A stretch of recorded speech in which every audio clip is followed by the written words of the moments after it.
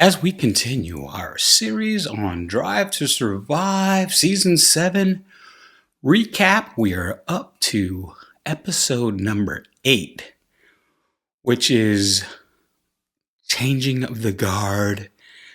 I call it the Haas Alpine episode because it's pretty much all about Haas and Alpine and the race for the number 6 spot in the Constructors title, which, of course, as we all know, now that it's over, that Alpine won because of the fabulous placing in second and third and Brazilian Grand Prix, and that's highlighted in this episode. And so we're going to recap DTS Drive to Survive episode number 8, season 7, here at America F1, America F1. It's a golden run, America F1. We would be honored if you would join us. Hey, just remember to like, subscribe, and hit that bell notification so you can be notified when we have a new episode of America F1 up. That's MERICA F1.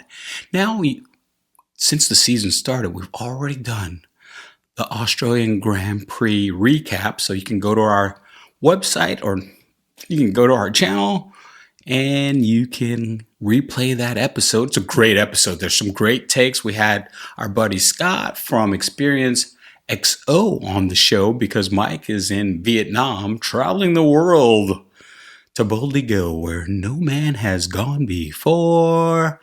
And as usual, we always talk about our collectibles. And today's collectibles are our Star Wars bobbleheads. And we have our Stormtrooper. Then we have our buddy Chewie, Chewbacca. And then we have Darth Vader.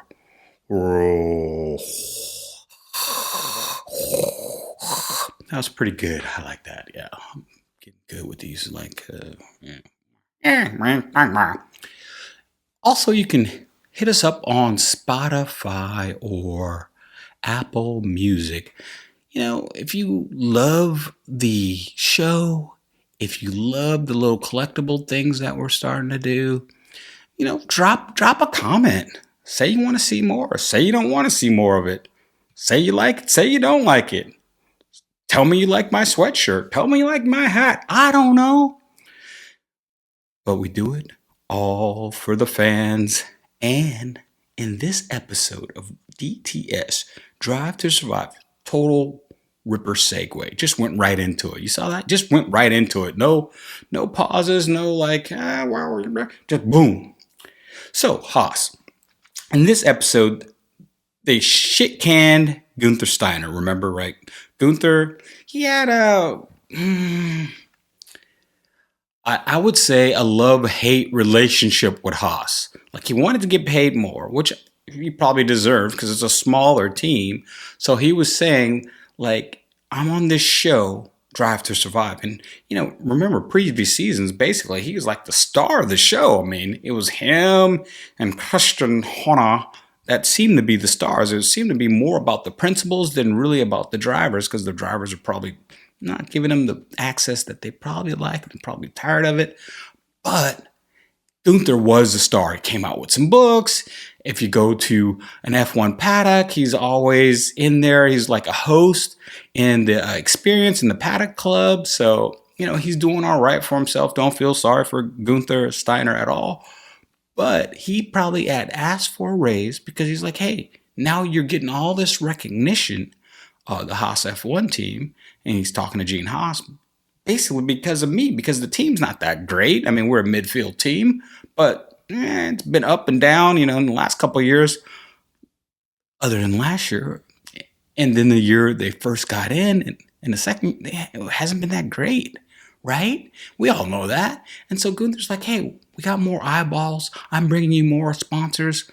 Give me a piece of the pie. And then Gene Haas, the cheap bastard that he is, no offense, Gene, said, I mean, you're spending money, you want to make money, I get it. Said, no, we'll sack you and we'll bring in Ayo Komatsu, who was basically the technical director and the second in charge. But the thing that happened, and they show it, they ask Gunther what he cares about, and he's just like, typical Gunther. I don't give a shit. That's basically what he said. Yes, whatever. And when you see Ayo, he's a total different personality. He's more quiet. He's more technical because he's an engineer. So he's not as bombastic. And when they interviewed Esteban Ocon later, who, as we all know, left Alpine to go to Haas, he said one of the reasons why he picked Haas was because of Ayo has an engineering background and he's technical and he's really dives into the car more. And so what Ocon was looking for was, a better car. Now, does it make Gunther look a little bad? Because when Ayo came in last year, Haas was vying for sixth place. They were scoring more points. They scored more points last year than they had in quite a few, like 2 or 3 of the previous years combined. So does it make Gunther look kind of not too good in light of that Ayo was able to garner more points and kind of revitalize the team comparatively to what Gunther was doing? I don't know. I just know the facts that they were a better team. It seemed like the team seemed to get along better with Ayo's style of management. And that's from afar. I'm not there. I mean, have I talked to some of the people at Haas? Yeah, I talked to some of them at the race. Did they seem happier under Gunther or Ayo? I think they seemed happy under Ayo because he has a different style and a different temperament. And when you're working for a person with a more of an even keel, it's just a better work environment. I don't work there. I can only go by what people had said. I'm not giving out any names. I went to a bunch of races. I asked a bunch of questions. They give me a bunch of answers. And I think it was a better team, in my opinion, after Gunther left. No slight on Gunther or anything like that. He'd been there for a while and he did what he could do, but he could only do so much with the budget, but it just seemed to come together more with Ayo. Anyhow, now moving on to Alpine, they have Flavio, right? They're talking about Flavio Briatore, and he's on. And as you know or may not know, he came on about June of 24.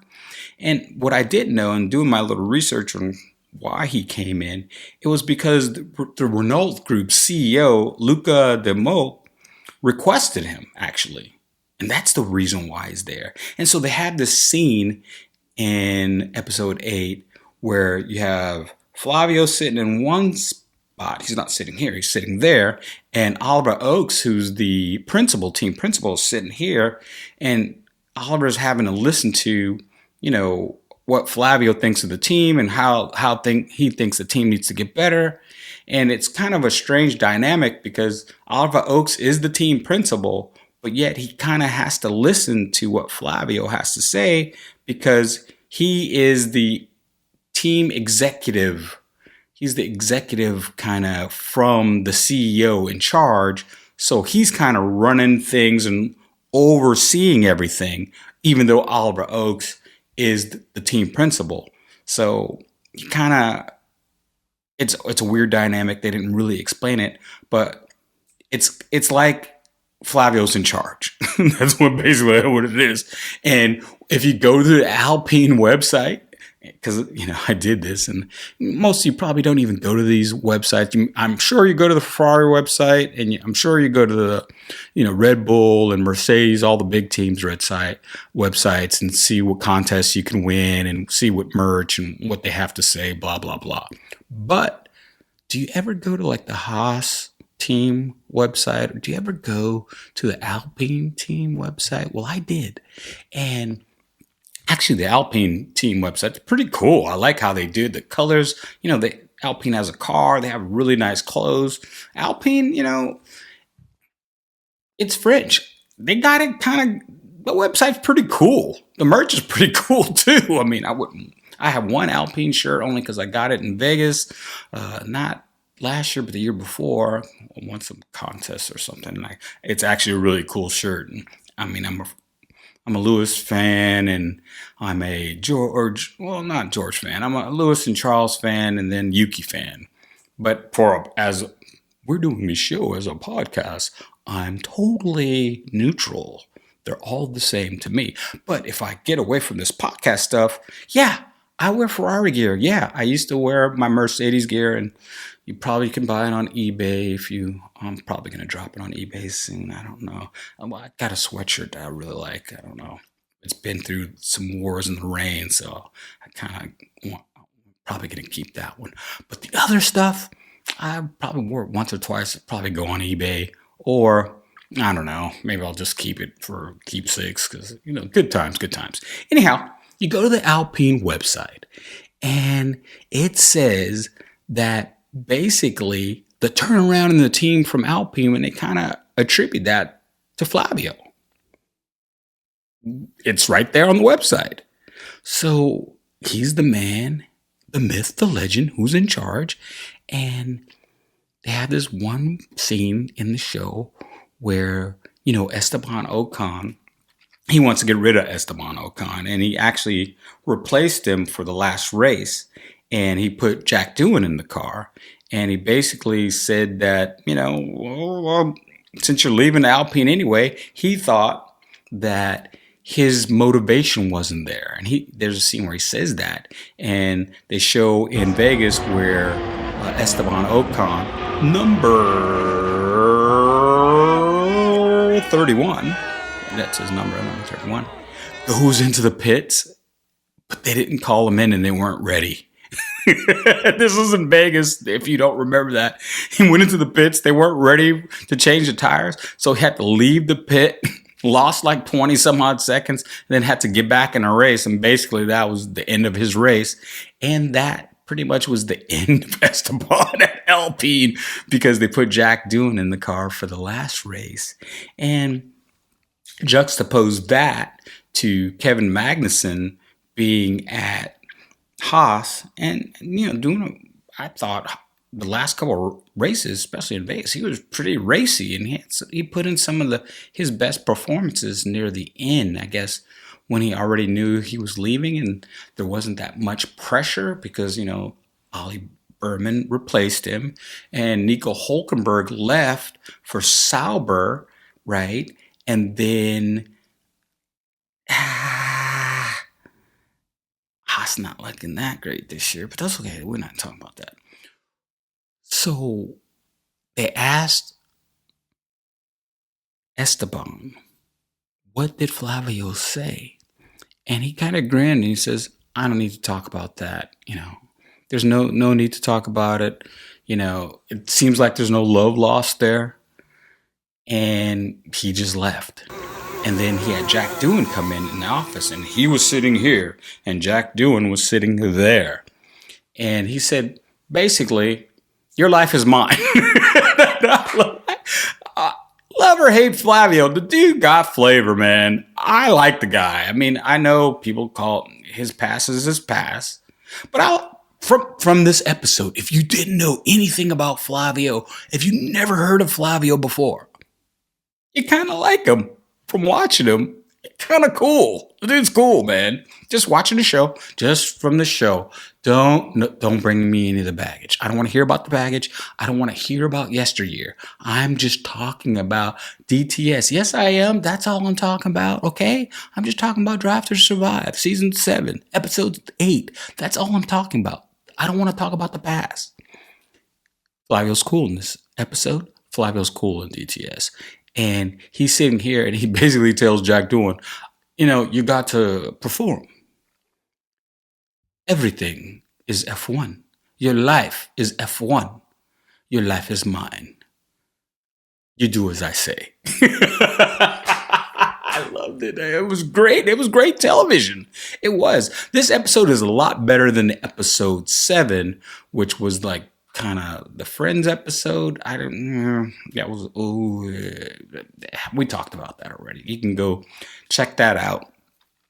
And all the recaps that we've done from episode 2, 3, 4, 5, 6, 7, and now we're at 8. We're going to do 9 and 10, and then we're going to go all the way back and do number 1, because number 1 was just like a recap of the year before and kind of like a synopsis of everything that's coming forward. So it's probably an episode you can miss. But anyhow, back to our episode number 8. So Flavio kind of laid down the law, told Jack Doohan that his life was his. And then if you take outside of the show, Flavio must have not been too happy with Jack Doohan. And the reason why is because he went to Williams and reportedly paid from $5 to $20 million to borrow Franco Colapinto and bring him from Williams to be the reserve driver at Alpine. Now, you don't pay that much money for a driver for 5 years if you don't intend to use him. You're not bringing that guy over there and pay all that money for him to be a reserve driver. Now, is Franco a better driver than Jack Doohan? I think his times would be better. I think not only, looking at the times, yeah, Franco's a better driver than Jack Doohan right now. He's also way more marketable. He has a huge fan base. Remember, Argentina. He has a huge fan base. Franco does. They love him down there. Huge marketing, young guy, pretty good looking. Jack Doohan, I don't think he has the following. He was a reserve driver for quite a while, 2-3 years. Doesn't have the following that Franco does. Doesn't seem to have the charisma that Franco does. But we're going to give Jack a chance and all the best to him. But I think the writing's on the wall that if he doesn't perform this year, he's going to be the first to go out of the 6 rookies. That's my opinion. I think out of the 6 rookies, Jack Doohan's probably the first one to hit the road. Jack, don't you come back no more, no more. What else about this episode? Well, the Brazilian race they featured on this episode was quite dramatic. If you go back, it was probably, according to who you are and what you think, it's either the first best race of 24 or it's the second best race. It's either first or second. If you're a Max fan, it's the first, right? Because Max came from the back of the pack. He won the race. I think he put 19 or 20 seconds on second place, and that's coming from back in the pack because he didn't start on pole. He didn't start in the top 5. I don't think. I think he started 8th, just off the top of my head, and he ended up first and winning by like 19 seconds. Now, so it's either between that or the British Grand Prix, which was Lewis's first win in 2 years, which was also in the wet, and it was also pretty dramatic. So for me, I like the British Grand Prix number 1 and Brazil number 2, but I can understand it if you said you like Brazil number 1 and the British Grand Prix number 2. I can understand it. Two shakes of this, 2 shakes of that. 11 of 7. What difference? Yeah, they're both great races. And this Brazil race, because of the wet, it showed both Haas cars. Remember, they're competing for 6th place. And then they have all these pundits talking about how much money the difference between 7th and 6th is. And, in the midfield, that's the leader of the midfield, right? Because they showed the top 5 cars, and that would be Ferrari, Mercedes, McLaren, Red Bull, and last year, Aston Martin, right? Those were the top 5. And everybody else was kind of farther back. And it was between Alpine and Haas. In this race, Alpine finished number 2 and 3. And that was a huge accomplishment for that team. It had Esteban Ocon finishing in second and Pierre Gasly finishing in third. And why was that a huge accomplishment? Well, because in the beginning of the year, that car was a crap load. It was 20 to 30 kilos overweight. It was way the back of the packet. Last every race, it was a dog of a car. And so they came a long way from race 1 of 2024 to the Brazil Grand Prix. Of course, the wet always kind of balances things out. If your car's not that great, it's going to, it evens everything out. And it's basically the drivers and the strategy calls that you make. If you make it right, if you stay out, if you come in for inners, or if you stay out or come in for wets, or all that stuff comes into play. And we saw that in Australia, where Ferrari made the wrong decision, and also Racing Bulls made the wrong decision. And they stayed out when they should have came in, and they threw a lot of points. Both teams threw a lot of points out the window because they decided to stay out. Also, Pierre Gasly's team, Alpine, threw points away because Gasly was running in the points until they left him out, and he was out of the points. So 3 teams got it wrong in Australia, but in this episode and in last year, Alpine got it right. And they celebrated. I'm sure they celebrated like it was 1999. It looked like they were on top of the world. And I was happy for them, because to consider where they started from, and for them to get all the way to the podium, 2 cars on the podium, that's a huge feat for a midfield team. Huge. Monumento. And as that one guy would say, it's very huge, it's very huge, it's very huge. Now, they juxtaposed that to the Haas, who had both cars beat in DNF. Hulkenberg spun out, and he was on part of the new track and part of the old track. And so his car was like this, and it couldn't get off. It was just beached there. So he was done. And then Ollie Berman, who I felt really scared for him, because there was a moment on the track where he said, I can't see. He's driving. He said, I can't see, and I don't want to kill myself. I don't want to die out here. He said that. And they even said it on this episode. And they were like, understood, just keep driving, basically. Like, understood, just keep driving. And then he ends up bending the car also. But it was really dicey out there. And you could hear the frustration, because if you watch, they didn't have it in this episode, but if you watch that Brazil Grand Prix, and you can remember, George Russell was saying, I should come in for change of tires, or no, he said to stay out, because he said they're going to red flag this because there's too much rain coming down, or somebody's gonna crash and there's gonna be a red flag. That's what he was saying. He wanted to stay out. They brought him in, and then maybe 2 laps later, they red flagged it, and you could hear George Russell going, I told you guys they were going to red flag this. And because he was running for a while, George was in, I think he was third. He was on the podium. He ended up finishing, I think he ended up finishing like 4th or 5th. But for a time, he thought he had a chance to win the race if they would have, left him out. But to no avail. And, these things happen. People make the wrong calls in the wet, and it's always down to that strategy, especially in the rain. Now, because of those 2 DNFs, Alpine ends up getting 6th in the championship, and that's a huge, budget lift. That's a lot of money. And is this well, okay. Let's talk about the cinematography, because we all know I only watch DTS for the cinematography. Now, is this one of the top cinematic episodes? Man, not really, because they had the rain. They didn't really go.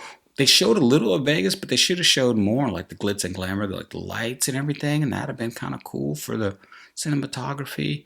But in this one, they had Brazil, and it was wet, and they showed some of the spray, but it would have been really cool. They showed, the visor cam with the water. But it'd been really cool if they had like a back shot following the cars with all the spray coming up, and then have them coming and going and that type of cinematography. But I guess that was pretty rough to do because it was raining. I'm gonna give that the cinematography in this episode 6.5. Wasn't my favorite for cinematography. And overall, this episode, I liked this episode. Definitely liked it better than episode 7. Even though episode 7 talked about the drivers, it just wasn't engaging enough to me. I liked this episode because I liked Flavio. I know I shouldn't say it, but I'm going to be honest. That's why I liked this episode. I thought he was engaging. I thought he was funny. I thought it was interesting, his dynamic and between him and the team and what his expectations for a Formula One team are. And we all know he's won 3 constructor and 4 driver championships, so he knows about winning. I just thought his takes were interesting. They had a moment with Komatsu and Gene Haas, and how Gene didn't come off too. In that clip, he didn't come off that great. It seemed like he was upset about something, and the way he talked to Komatsu was just like a boss talking to an underling. And then you had Komatsu talking to Berman and saying that, basically his performance was kind of unacceptable and he needs to do better. And, Ali, it looked like it almost crushed him because, Ali's really young. Like, you look at him, he looks like a baby. And, Komatsu said it in a very matter-of-fact way, like, you got to do better. The expectation for you is a little higher than what you're performing. And it looked like it crushed him. And I think because I've coached baseball and basketball for a long time, volunteer, helping. I always like to give back to the community. And I always find it better to uplift people with positive reinforcement. Like, yeah, you didn't do that well on this part, but I know you got it in you. I've seen it before. You got to reach down, dig deep, and bring that side of you out. Like, always positive reformations are better than negative ones, especially for young drivers. And with so many young drivers on the grid right now, the more positivity you can have around these drivers, the better. Because they're already beating themselves up when they do wrong. Because no one beats yourself up more than you. Remember that. Nobody is going to beat yourself up more than you. Unless you're a sociopath. And then if you're a sociopath, you don't care. But for us normal people, we take it to heart more than anybody else is going to tell us. So the best thing to do is keep lifting up people, keep being positive about things, and let the chips fall where they may after that. Either they're going to perform or they're not going to perform. But being negative on their performance is not going to help them be better. It's not. It never does. Some people are built that way where they can hear some negativity. But remember, in these drivers, you already have all the magazines being negative. You already have podcasters being negative. You already have, interviewers and TV personalities and all these other people being negative. And some of the old drivers that used to drive, like heaping on people and being negative. So you as a principal, the more positivity you can have around your drivers and around your team, the better. Because they already have enough negativity in their life. That's my take. That's how I feel. And stay tuned. We'll be back for episode number 10. Keep on racing, everybody. Ladies and gentlemen, can I please have your attention? I've just been handed an urgent and horrifying news story. And I need all of you to stop what you're doing